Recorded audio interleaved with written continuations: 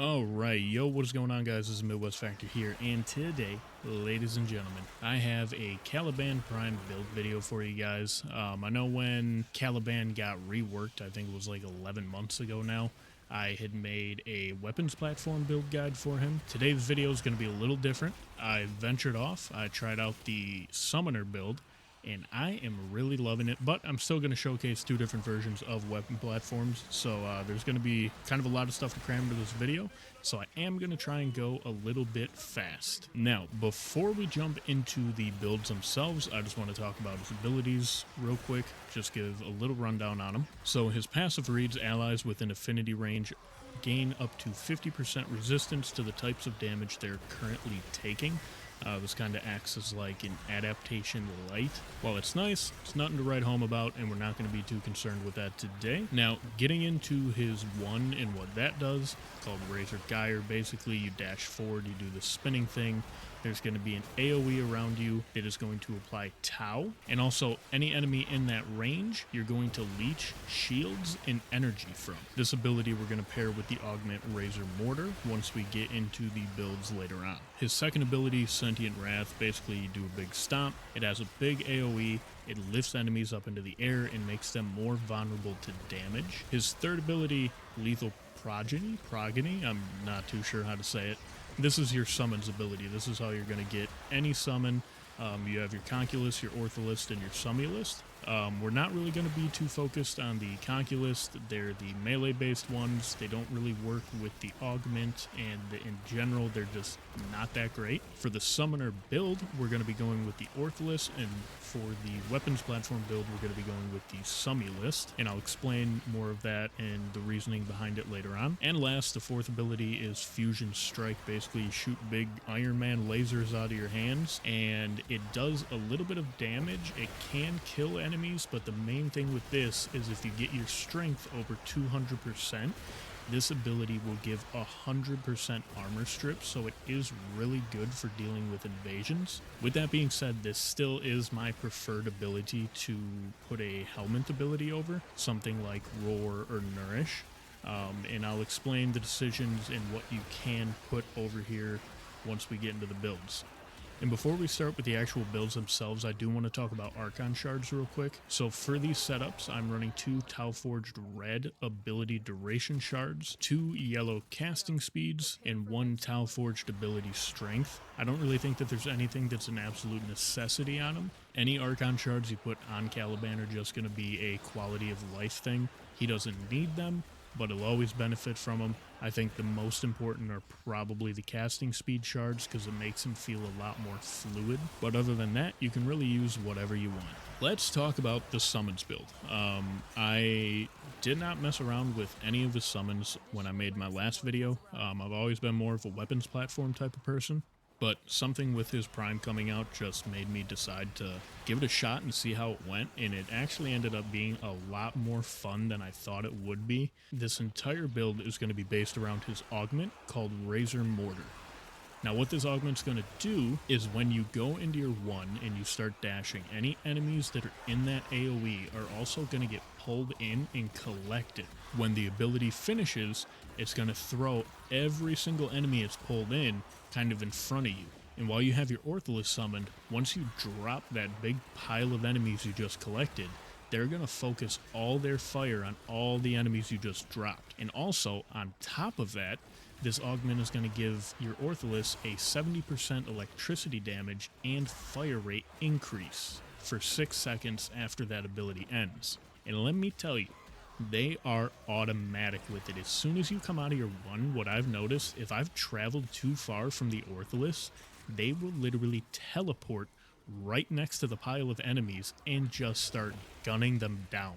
It's basically you point out what you want your summons to shoot with your 1, and they take care of the rest. But then naturally in our aura slot, we're going to put Summoner's Wrath for the 75% summon damage. In my Exilus slot, I run Power Drift. You can run Prime Sure-Footed or whatever you want.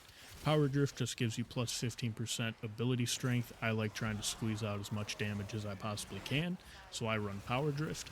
Now to help out with range so you can collect more enemies, I run Overextended and Stretch. Then to counteract the slight hit to ability strength that we get from overextended, I run Blind Rage and Transient Fortitude, and the minus ability duration from Transient Fortitude is also what made me run the Tau-Forged Red Archon Shards for extra ability duration, so that way you can keep your summons out on the battlefield for a little bit longer.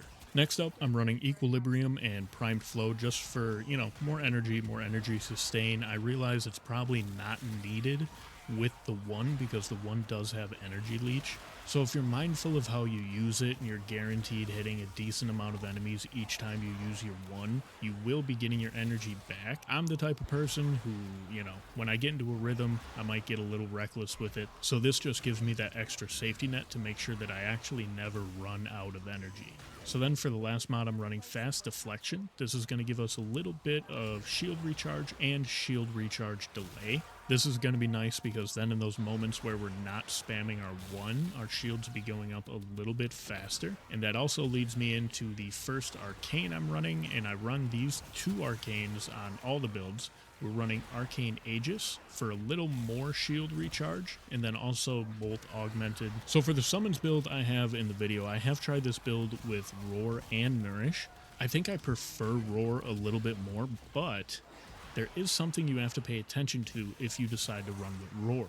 So the Roar ability is something that you cannot refresh until it has run its entire course. Meaning, if you cast Roar before you cast your summons will not receive that damage buff. And this mainly goes for when you're refreshing your summons. You need to refresh your summons first and then cast Roar.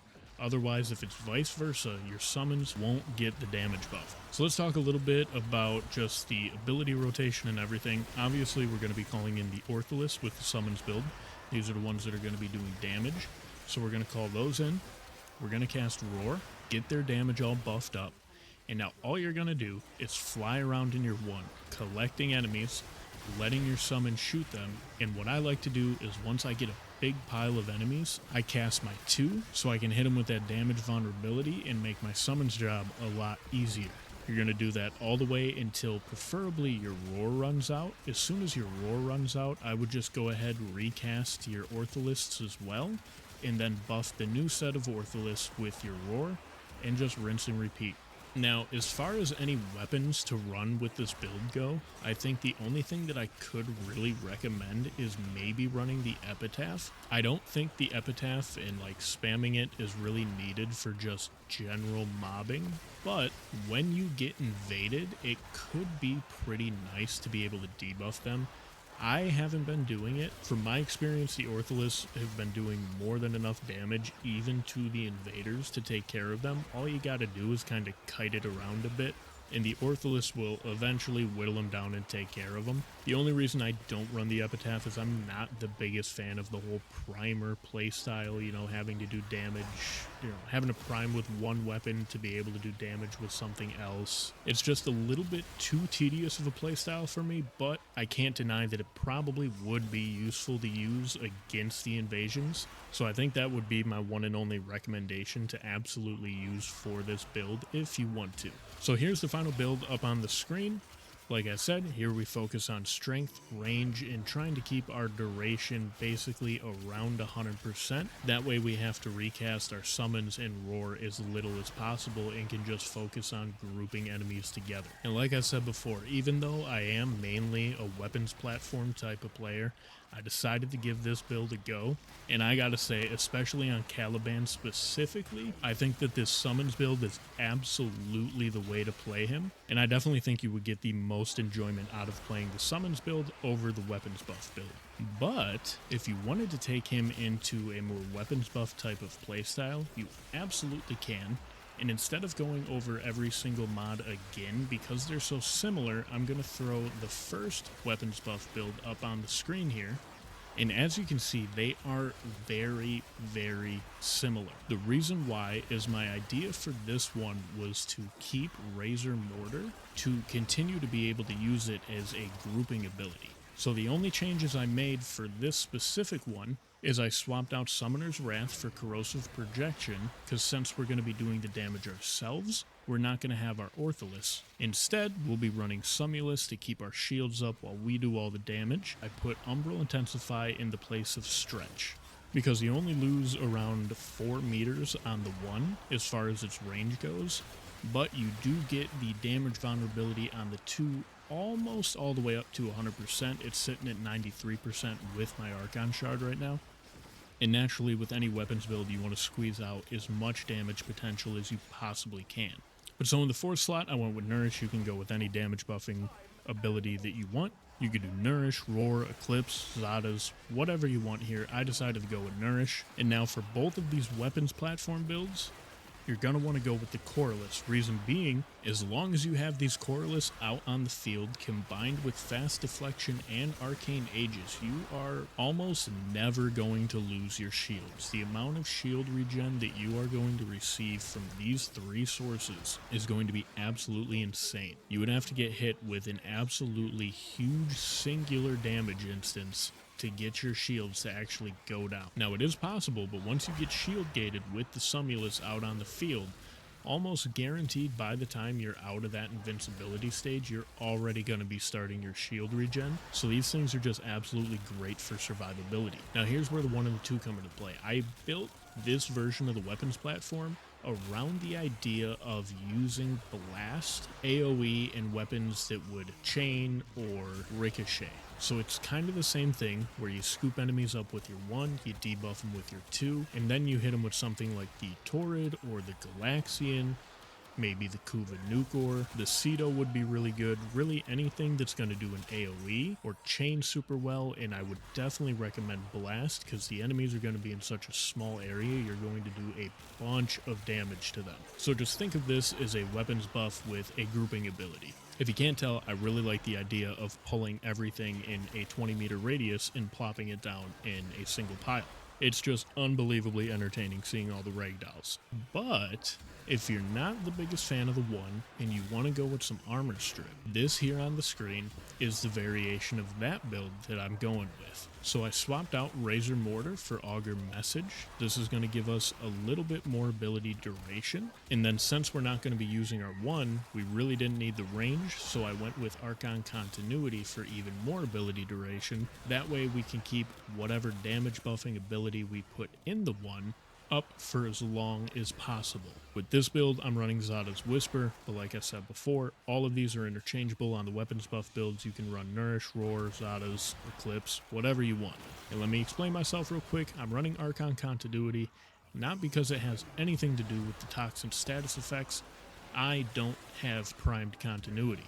And if you didn't know, Archon Continuity and Primed Continuity have the exact same bonus, but in my opinion, Archon Continuity is significantly easier to get, since your options for Primed are waiting for Baroque-Katir to have it or going and giving Platinum to another player. Archon Continuity is what I've been running for a while, and I have no interest in changing that. Call me lazy, but I'm keeping my Plat and my Ducats. Anyways, this build is going to play pretty much the exact same, just minus the grouping ability. Your 1 is now going to be your main source of damage buff. You can hit your 2 to further debuff an entire room of enemies. Remember to keep your Sumulus out on the field. They're going to be dealing with all of your shields. And then maybe when you run into an invader, you can use your Fusion Strike because we are going to be at 328% ability strength. We are more than over the 200% needed for the 100% armor strip. So absolutely everything hit by this 4 will turn into a red bar, including the invaders. So those are the 3 ways that I have been running Caliban